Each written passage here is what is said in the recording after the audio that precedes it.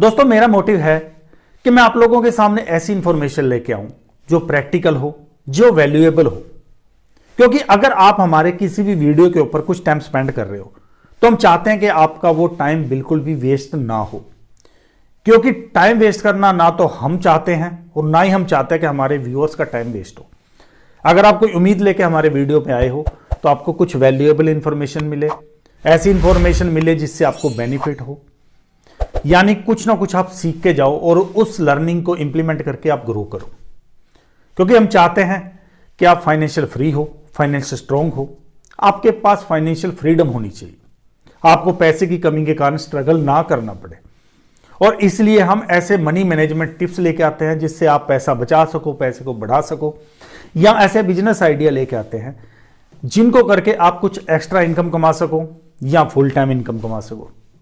और इसी सीरीज में हम इस वीडियो में आपके सामने 5 ऐसे बिजनेस आइडिया लेके आए हैं जिसको आप मिनिमम बजट से शुरू करके मैक्सिमम रिजल्ट पा सकते हो।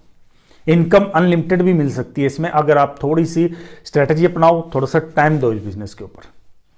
तो इन बिजनेस आइडियाज के बारे में जानना है ना, तो थोड़ा सा इस वीडियो के ऊपर अपना टाइम दे देना, क्योंकि 1 से लेकर 5 तक बिजनेस आइडिया यूनिक है। ये बिजनेस में पोटेंशियल बहुत है, लागत बहुत कम आएगी आपकी, लेकिन रिटर्न बहुत ज्यादा मिलेगा। तो इन बिजनेस आइडिया के बारे में जानना है ना, तो थोड़ा सा टाइम इस वीडियो में बने रहना। बीच में स्किप करोगे कहीं ना कोई अच्छी इंफॉर्मेशन मिस हो सकती है आपसे, तो एंड तक बने रहना।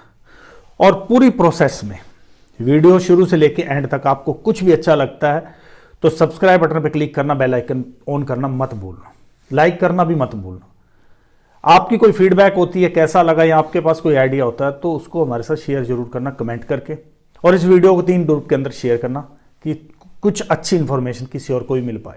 Number 1 business idea, Honey business. Honey यानी कि शहद। वैसे तो शहद का जो ट्रेंड है वो सदियों से चला आ रहा है। पुराने जमाने में तो ज्यादा शहद का यूज होता था, तभी लोग हेल्दी थे, क्योंकि उस वक्त ये चीनी केमिकल वाले स्वीटनेस नहीं आई थी। उस वक्त शहद का लोग यूज करते थे, गुड़ का यूज करते थे, और उसके जो उनके हेल्थ बेनिफिट थे वो उन पे नजर आते थे। तो शहद के बिजनेस में इतनी ज्यादा ग्रोथ हो रही है मॉडर्न एरा के अंदर कि आप एक्सपेक्ट नहीं कर सकते। आप बहुत लंबा टाइम पीछे मत जाओ, सिर्फ 12 साल पीछे चले जाओ। पिछले 12 साल के अंदर इस बिजनेस में 200% की ग्रोथ हुई है। तो आप आइडिया लगा सकते हो कि यह बिजनेस कितनी तेजी से बढ़ रहा है। और एग्रीकल्चर में क्या होता था, पहले जो कन्वेंशनल खेती करते ना जो किसान, वो घाटे में रहते थे और हर बार वही सेम परेशानी उनको फेस करनी पड़ती थी, क्योंकि कन्वेंशनल खेती बाड़ी के अंदर तो प्रॉब्लम हमेशा से बनी रहेगी। तो जो समझदार लोग थे उन्होंने कन्वेंशनल खेती को छोड़ के हनी बिजनेस स्टार्ट कर दिया। तो हनी बिजनेस से उन्होंने इतना ज्यादा मुनाफा कमाया, इतना ज्यादा प्रॉफिट कमाया है कि उनको कन्वेंशनल खेती की जरूरत ही नहीं पड़ी, क्योंकि इसी से बहुत ज्यादा इनकम आ रही है। और कुछ लोग तो ऐसे भी हुए जिन्होंने खुद की ब्रांड क्रिएट कर दी है। अभी मैं कभी टीवी देखता हूं ना, तो टीवी पे जब एडवर्टीजमेंट आती है तो मैं ये देख रहा हूं कि पहले कुछ एक कंपनियां जैसे डाबर होगी या वैद्यनाथ होगी, इस टाइप की कुछ एक कंपनियां ही थी जो हनी बिजनेस के अंदर ज्यादा इन्वॉल्व थी। लेकिन अभी तो हर दूसरी तीसरी कंपनी इस बिजनेस को शुरू कर रही है। जितने भी कंज्यूमेबल आइटम कंपनियां बना रही हैं, वो लगभग जितने भी फूड सेक्टर से बिलोंग करती हैं कंपनियां, वो लगभग सब इस फील्ड के अंदर पैर रख रही हैं। सफोला ने शुरू कर दिया, हमदर्द ने शुरू कर दिया, मतलब जितनी बड़ी बड़ी कंपनियां हैं वो हर बड़ी कंपनी हनी बिजनेस के अंदर पैर रख चुकी है। क्यों रखा है? कुछ तो पोटेंशियल इसके अंदर होगा। और ये एक ऐसा बिजनेस है, छोटे लेवल से भी शुरू किया जा सकता है, बहुत बड़े लेवल से।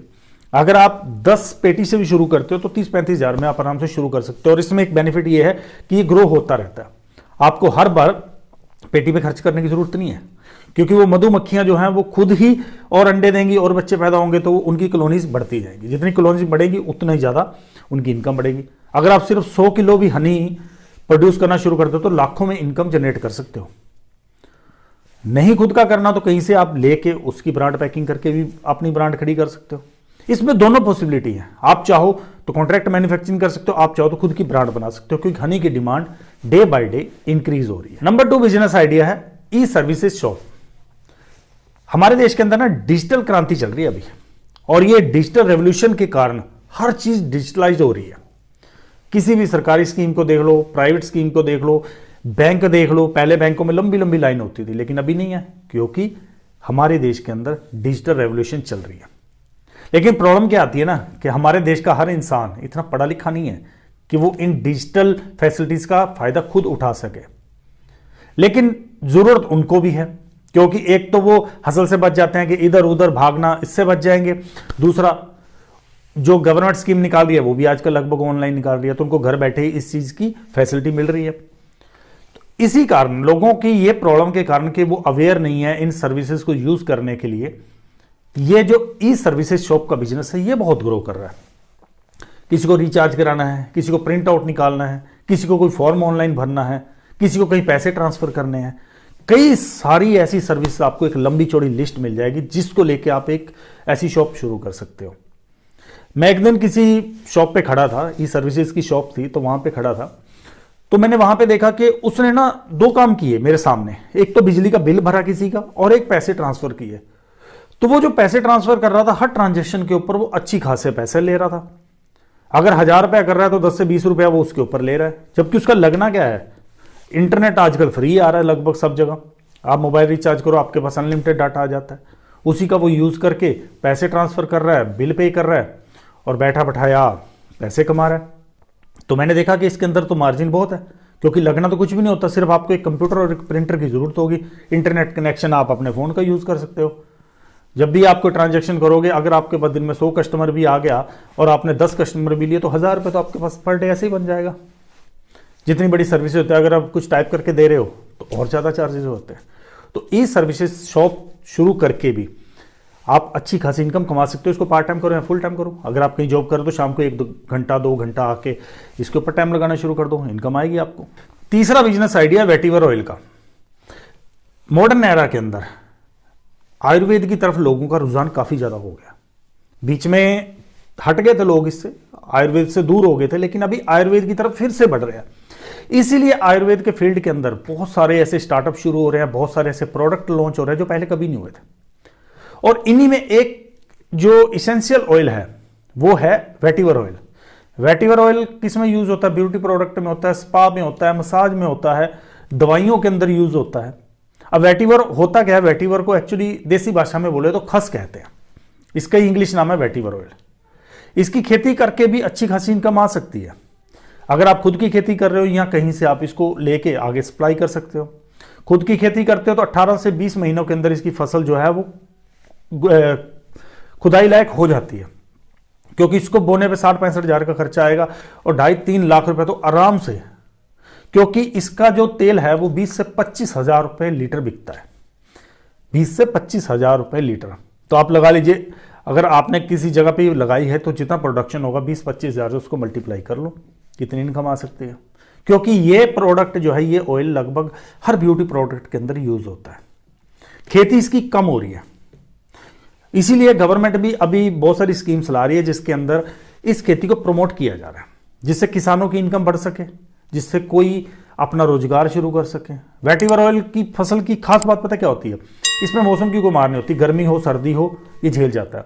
और इसके अंदर जो मेडिसिनल काफ़ी इंग्रेडिएंट्स होते हैं, जिसके कारण इस पर कोई भी जानवर भी अटैक नहीं करता कि जानवर खाएगा या कोई कीट पतंगा खाएगा, वो भी इस पर अटैक नहीं होता। ये फसल सेफ है बिल्कुल, मौसम की मार नहीं है, पेस्टिसाइड की जरूरत नहीं पड़ेगी आपको, कोई जानवर इसको खराब नहीं करेगा और इनकम ही आएगी। इसका जो जड़ होती है वहां से तेल निकलेगा, और जो ऊपर का पार्ट होता है वो कहीं झोंपड़ी बनाने में, कहीं डेकोरेशन में बहुत जगह यूज हो जाता है। तो कोई भी प्रोडक्ट इसका वेस्ट नहीं जाएगा। तो वेटिवर ऑयल का बिजनेस भी एक अच्छी खासी इंडस्ट्री खड़ी कर सकता है। दोस्तों, ये जितने भी केमिकल वाले खाद होते हैं ना, ये लंबे टाइम तक इंपैक्ट नहीं रहता। अगर इतना लंबा इंपैक्ट होना तो हर बार इनके छिड़काव की जरूरत ना पड़े। ये छिड़के तो एक बार जाते हैं, लेकिन इनके जो साइड इफेक्ट होते हैं वो लंबे टाइम तक रहते हैं। इफेक्ट इनका लंबे टाइम तक नहीं रहेगा, साइड इफेक्ट इनका लंबे टाइम तक रहेगा। एक बार आपने ये पेस्टिसाइड, ये खाद यूज करने शुरू कर दिए तो ये आपकी फसल को भी बर्बाद करेंगे और आपकी जमीन को भी बर्बाद कर देंगे। जो जमीन की फर्टिलाइजर कैपेसिटी है वो भी खत्म होनी शुरू हो जाएगी। लेकिन वर्मी कंपोस्ट जो होता है, वर्मी कंपोस्ट में ऐसा नहीं होता। वर्मी कंपोस्ट फसल को नुकसान नहीं देता, जमीन को नुकसान नहीं देता, लेकिन बेनिफिट दोनों को देता है। ये अगर एक बार डाल दिया जाए तो लंबे टाइम तक इसका असर रहता है। थोड़े लंबे टाइम के बाद इसका असर आना शुरू होता है, लेकिन बहुत लॉन्ग लास्टिंग है और आराम से 1 साल के अंदर 4 से 5 बार इसका प्रोडक्शन लिया जा सकता है। इसमें भी लागत को ज़्यादा आनी नहीं है। 1.5 से 3 लाख रुपए के बीच में आप इसका बिजनेस शुरू कर सकते हो और कमाई लाखों में भी हो सकती है, करोड़ों में भी हो सकती है, जिस स्केल पे आप शुरू करते हो। 24 घंटे आपको देख रेख करने की ज़रूरत नहीं है, सिर्फ आपने पिट बनाने हैं और उसी में एक बार जो भी उसका रॉ मटेरियल है वो डाल के उसमें जो वर्मी वगैरह डाल के छोड़ दिए जाते हैं, फिर वो अपने आप तैयार होना शुरू हो जाता है। इसकी जो मैन्युफैक्चरिंग कॉस्ट होती है वो 3 से 3.5 रुपये होती है और होलसेल में अगर आप जाते हो तो 10 रुपये आराम से बेच सकते हो। लेकिन अगर आप ओपन मार्केट में जाते हो तो 30 से लेके 35-36 रुपये, 40 रुपये तक भी आप इसको बेच सकते हो। यानी 1 kg के ऊपर आपको 6-7 रुपये से लेके 35-36 रुपये तक का मार्जिन आराम से मिल सकता है। लागत नहीं है इसमें भी ज़्यादा, इसमें इनकम ज़्यादा है। पहले ना गांव में कुछ एक पशु होते थे, किसी एक घर में पशु है, किसी के घर में 2 पशु हैं, इस टाइप का बिजनेस चलता था छोटे लेवल पे। लेकिन अभी क्या हो रहा है कि गांव के अंदर से ना जो पशु हैं वो गायब होते जा रहे हैं घरों के अंदर से। आजकल गांव में घरों में अगर पहले 100 घरों में पशु होते तो आज की डेट में 70 घरों के अंदर ही पशु रह गए हैं। पशु घट रहे हैं गांव से, लेकिन दूध की डिमांड बढ़ रही है, पॉपुलेशन बढ़ रही है तो ऑब्वियसली दूध की डिमांड बढ़ेगी। अब इतनी दूध की डिमांड पूरी कैसे होगी? इतनी पूरी हो रही है इस फील्ड में कमर्शियल काम करके, डेयरी फार्म को कमर्शलाइज करके इसको एक बहुत बड़ी इंडस्ट्री के तौर पे ग्रो होते हम देख रहे हैं। 2023 में जो इसका मार्केट साइज था वो $23 बिलियन का था और उम्मीद की जा रही है कि 6.5% की एनुअल ग्रोथ से 2029 तक ये साइज से 36 या 37 बिलियन डॉलर तक हो जाएगा, क्योंकि डिमांड बढ़ रही है। प्रोडक्ट जो हमारी पॉपुलेशन है वो बढ़ रही है, जितनी पॉपुलेशन बढ़ रही है उतनी दूध की डिमांड बढ़ रही है। इंसान को चाहिए, पेट को चाहिए, हर किसी को दूध चाहिए ना, तो दूध का प्रोडक्शन भी तो उस हिसाब से होना चाहिए। इसलिए इसको कमर्शियल तौर पे अभी ज़्यादा लोग करने लगे हैं, अभी बड़े बड़े डेयरी फार्म चलने लगे हैं। अगर आपके पास इतना बजट नहीं है कि आप खुद का पैसा लगा के डेयरी फार्म शुरू कर सको, तो आपके लिए एक बढ़िया ऑप्शन है कि जो लोग डेयरी फार्म का बिजनेस कर रहे हैं आप उनसे टाइप करके वहाँ से दूध कलेक्ट करके उससे अपने प्रोडक्ट बनाओ या उस दूध को मार्केट में सप्लाई करो। दोस्तों, दूध के बिजनेस में मैंने कभी घाटा नहीं देखा, क्योंकि जो दूध बेचने वाला होता है ना, उससे कभी भी आप डिमांड करो वो दूध अवेलेबल कर देगा। आपको कहाँ से करता है वो आपको भी पता होगा। लेकिन अगर आप जेन्युइन दूध देते हो, आपका प्रोडक्ट में दम है, तो आपकी मार्केट तो ऑब्वियसली बहुत ज़्यादा जाएगी। दूध का बिजनेस ऐसा है जिसमें घाटा नहीं होगा, प्रॉफिट ही होगा। तो आप चाहो तो डेयरी फार्म का बिजनेस भी कर सकते हो। इसको छोटे लेवल पे कर लो, बड़े लेवल पे कर लो, मीडियम स्केल पे कर लो, वो आपके ऊपर डिपेंड करता है कि आप खुद का सेटअप लगाना चाहते हो या जिसका सेटअप लगा हुआ है वहीं से लेके आप आगे सेल करना चाहते हो। लेकिन इतनी गारंटी दे रहा हूं कि दूध के बिजनेस के अंदर मार्जिन भी बहुत है, पोटेंशियल भी बहुत है। तो दोस्तों, ये 5 आइडिया कैसे लगे, या आपके माइंड में कोई ऐसा आइडिया है जो यूनिक है, या आप चाहते हो कि किसी एक आइडिया के ऊपर आपको डिटेल में वीडियो चाहिए, तो आप हमें कमेंट करके ज़रूर बता देना, हम उसके ऊपर डिटेल में वीडियो लेके आएंगे। क्योंकि जितना रिस्पॉन्स आप दोगे ना हमें, उससे कई गुना ज़्यादा रिस्पॉन्स हम आपको देंगे। हम आपके लिए ऐसा कंटेंट लेके आएंगे जो एक ना एक दिन आपकी ज़िंदगी बदल देगा, क्योंकि हमें भी उस मोटिवेशन की, उस रिस्पॉन्स की ज़रूरत है जो आप लोगों से नहीं मिल रहा है हमें। तो अगर आप हमें ऐसा रिस्पॉन्स देते हो, वीडियो को लाइक करते हो, चैनल को सब्सक्राइब करते हो, इस वीडियो को शेयर करते हो ज़्यादा से ज़्यादा लोगों में, जिससे इस वीडियो की रीच बढ़ेगी, ये कंटेंट कई ऐसे लोगों तक पहुंच सकता है जिसकी ज़िंदगी में कुछ बदलाव आ सकता है।